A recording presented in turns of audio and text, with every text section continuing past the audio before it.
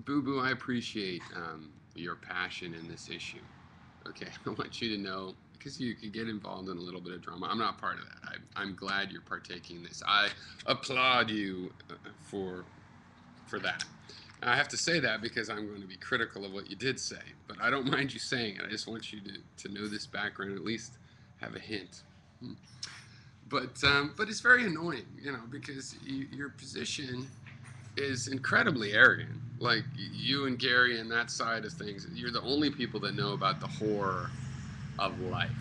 And I challenge you. It makes me feel like issuing a dare, or a challenge where really let's see who knows more about the misery of life and the cause of those miseries. Now, with the lion cubs, they have a very high mortality. On the other hand, they do have a very high survivability rate once they reach adulthood, which is a part of the trade-off. There's a lot of things involved with why the cubs don't survive. Sometimes the lions kill the cubs that aren't their own progeny. One of the problems is that cubs are last in line for feeding, so if food is scarce, if there aren't enough grazers to kill, then they starve. And also they get really sick during the teething process, which weakens them, and so the weaker ones just don't make it. You could argue that that's just part of the design, part of the design for lions, that's just the niche that they've figured out, that they die as toddlers instead of adults. It's a trade-off, bundle it up there. That they don't value the toddlers enough to feed them first, which a human might do. Though oddly, the male lions do sometimes do this, whereas the females really never do, evidently. But I think your argument of how horrible it is an argument for interventionism, for environmental interventionism. I'm not saying it's necessarily compelling, but it is an argument in the direction of environmental interventionism, where human beings would do something about this. You can't just make all the lion cubs survive. You'd have to reduce the number of offspring by the correct proportion, because the lion offspring are attacking herds. If they were all to survive, they would just kill off the herd, and then they'd all die. So it raises the question of what do humans do in their ecological management role with predators like lions that have these kinds of conditions. And also, of course, what do you do with the herds? The lions cull out the sick ones before they infect and cause a problem in the old herd. So you have to deal with that if the predators are gone away.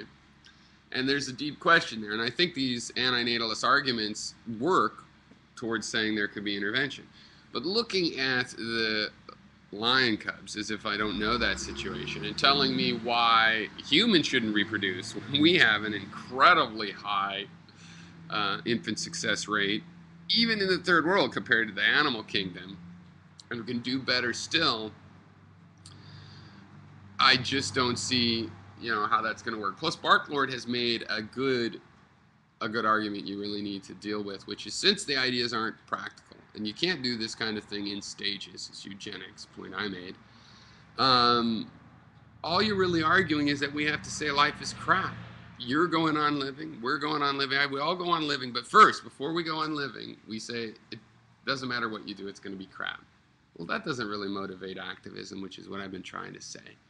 Because when it comes to the miserable situation of humans or any other animal, the answer is to improve that situation. We do have that power. You could deny it all day long, but I'm sorry, we do have the power to, once we identify a problem, to improve it. Your problem is so many humans don't want to improve it, but you're talking to people that do want to improve it, right? You're not talking to those morons. You'd think you could talk to us as proxies for the people that don't even admit that the world has these problems. But we do admit that. You're just using us because they won't even listen to you.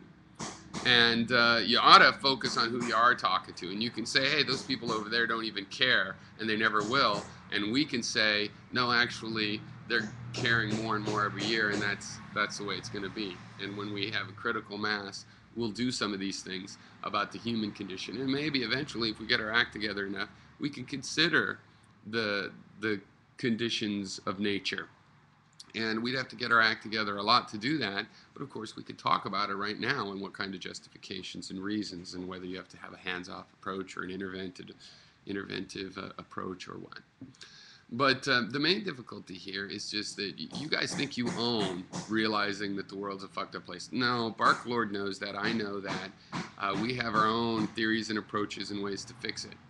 Now, in terms of one thing Bark Lord acknowledged, which is that you somehow have to turn your back on the misery of the world in order to lead a happy life, I don't think so. I think there is a recipe of attitude that includes some cynicism that keeps you motivated to working. Now, I had Charles Dance complaining, for example, that I said, hey, become an activist and make a change. And he likened that to just wasting your time, bloviating, in a public forum where you're not even listened to. But little counties and cities, they spend $3, $4, $5, $6, even $1 billion a year, 100 million, I was going to say, or even $1 billion a year. It's a lot of money. They are the ones that run clinics, hire the police, and the rules they make affect you immediately.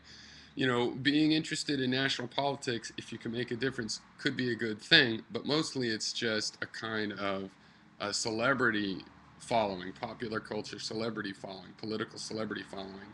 You could phone bank for that person and feel like you're part of their victory, but the fact is that person's still going to be more responsive to their enemies, to the people that funded their opponents, than they are to those phone bankers. But in the local area, even though there's still some truth like that, like you support a person, they go on, they're not supposed to be at your beck and call as a result, but you know more about their character, and you can still contact them, not because you supported them, but because you're in the community and it's possible. There's a lot of things you can do locally. Plus, if you can give a few years of your life and go, build, outhouses in Costa Rica, by all means, go do that. Okay, and you can, and that's still acting locally, but you change your locality, you see. So there's a lot more that we can do, and when people characterize our ability to do things as, oh, it'll never work out, that's what that's what the power structure wants you to think. When really what the power structure thinks is that if the masses get their asses all together, we have to do whatever the fuck they say. So the real question is just getting the asses of the masses together, and it's not as hard as it seems, but there's some sort of thresholds and tricks and mostly manipulation and illusion complexes that hold us back from achieving that. I'd rather solve that problem than acknowledge that life is shit. Life does not have to be shit. The cubs that are living, and up until they die, they spend most of their time playing. It's a very playful, privileged lifestyle overall. There's some hardships, and the reward overall is that the lions have it pretty fucking easy compared to the rest of the animal kingdom in a lot of ways, okay? And there's a lot of good things. It's inevitable that 80% are going to die. Well, it's inevitable that all of them are going to play and have fun with their siblings up to that point. And it's inevitable that a lot of them are going to have full, rich lives they enjoy. And you want to say, oh, no, only the misery is inevitable. The rest is, who knows, Well, whatever. You have a dark view of life. That's just a personal thing. That's why Bark Lord and I see you're imposing this view. All of you are like, but it's obviously hardship, so you should not do it. And it's like we're going, well, obviously the hardship is part of what we're overcoming, and we want to view it as hardship because that's how we know what we're trying to overcome. We could just ignore it, not have any pain or reactive centers, and we'd be like a stone. We don't want to be a zombie. We want to be interacted. Part of interaction is the negativity, and you can lessen it. You can affect it. And your whole premise is like, well, you'll never solve it totally. Well, I'm not an absolutist. I don't have to solve something totally. If I can make something better, I'm satisfied with that. To make something better and better and better and better, but never get perfect, I'm totally satisfied with that. You should be too.